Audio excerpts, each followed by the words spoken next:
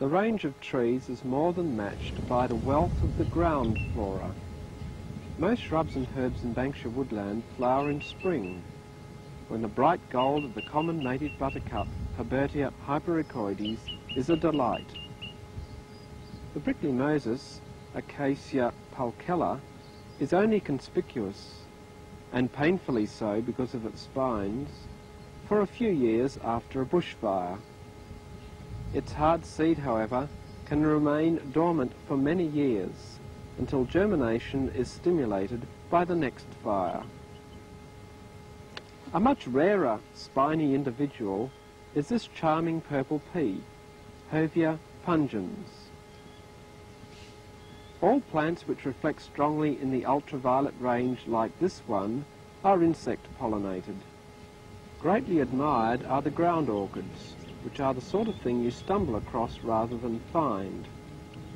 And the best known is this cowslip orchid, Caladinia flava. Note how the darker lines on the petals and sepals should serve to direct the insect towards the central column, where the pollen mass and stigma are located. The peaty swamps have their own array of shrubs among the sedges, including this black-eyed Susan, Tetratheca verticillata, whose flowers hang upside down, and the showy pink Boronia, Fastigiata, which is one of the few flowers here with a perfume. Back in the woodland we find the rather dainty common bandgene, Pimelia rosea, with its rose-pink flowers in tight clusters supported by bracts. The individual flowers mature in two phases. The anthers ripen first and are held by the filaments directly above the entrance to the flower. When the pollen has been spent, the anthers are shifted to the side and the ripe stigma is now pushed above the entrance. This phenomenon of the pollen maturing before the stigma is called protandry and is widespread in the flora. From a longitudinal section, it is clear that when a pollinator probes the young flower, it meets pollen-covered anthers first. It carries this pollen away to another flower. When the insect probes the mature flower, it meets the stigma first, and this time the insect deposits its pollen load, which increases the chances of cross-pollination between different plants. One of the most exciting species to find are the trigger plants.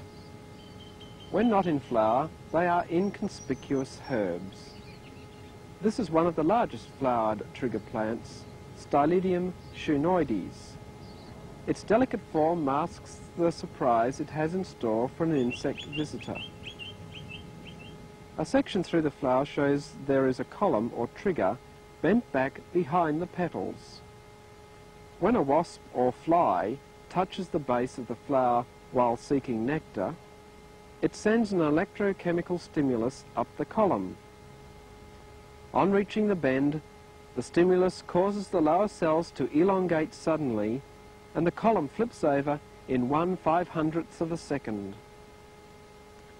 Let's look at it again from a different angle.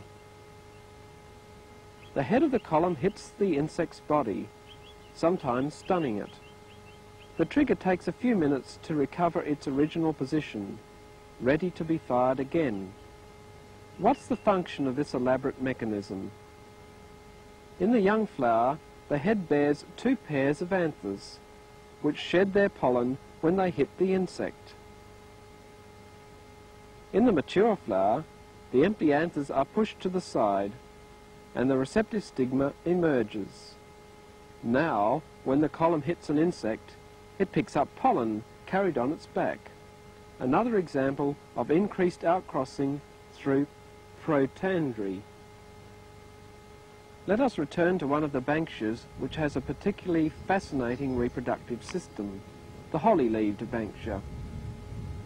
The flower heads first appear as a cluster of green buds which gradually turn yellow as they mature. They do not remain yellow for long, changing from pink and then to deep red in a few days. The old flowers begin to fade and finally drop off. Many of the heads do not produce any seed, but in others, young follicles develop, each containing 2 winged seeds. When we do a count on the number of heads on a tree, we find 30% are yellow, 10% are pink, and 60% are red. But which colours do the pollinators visit? The most important visitors are honey-eaters, which are seeking nectar, while other visitors include beetles and wasps, which are seeking pollen. If we watch carefully, we find that the birds and insects almost always visit the yellow heads and ignore the pink and red ones. Here, for example, are the results for 3 bird pollinators and a wasp. We see that the pollinators only visit the yellow flowers and not the red ones. Why should this be so? We can insert a fine capillary tube into the flowers and find that only the yellow ones have any nectar. We place the nectar onto the prism of a refractometer, which has been calibrated to determine the sugar content of liquids. Further, only the yellow flowers have their tips consistently covered in pollen. Apart from differences in nectar and pollen, only the yellow flowers have a strong, musty odour, while the red ones are no longer receptive and have already been fertilised. So it would seem turning red is a signal to the pollinators that a nectar or pollen reward is no longer present, and visiting the flower would be a waste of time.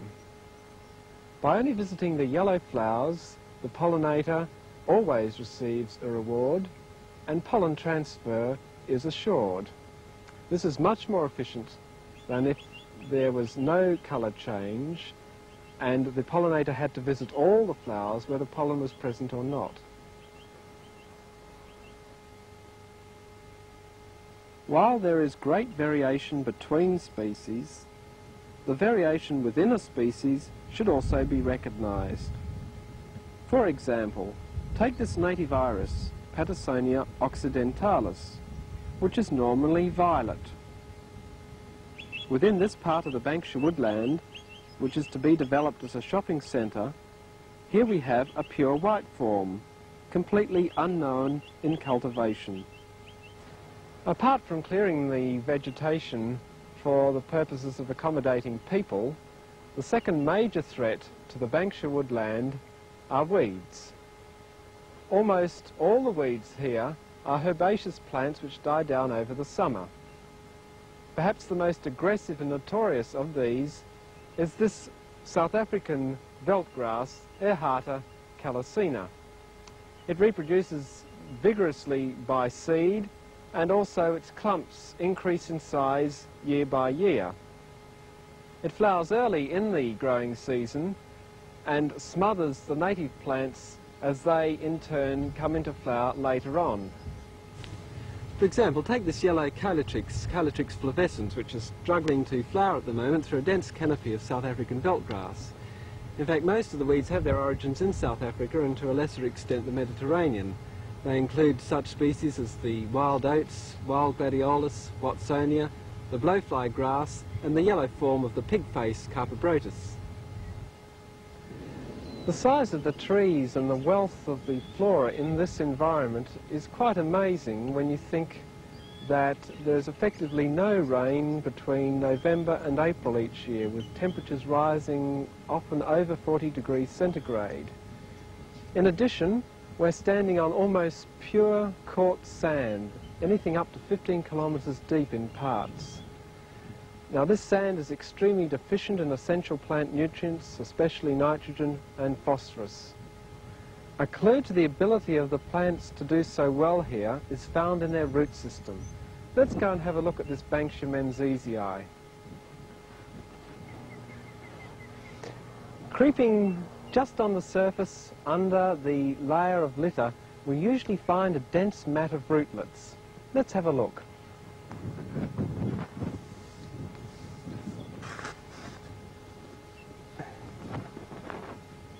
In Banksias, the dense mat of rootlets we see here are called proteoid roots. They're a peculiar feature of the Banksia family Proteaceae and serve to enhance nutrient uptake. Apart from the surface rootlets, there is a second part of the root system which takes the system well down into the ground. This is the taproot and the sinker roots coming off the lateral branches. Let's dig a hole and have a look at them.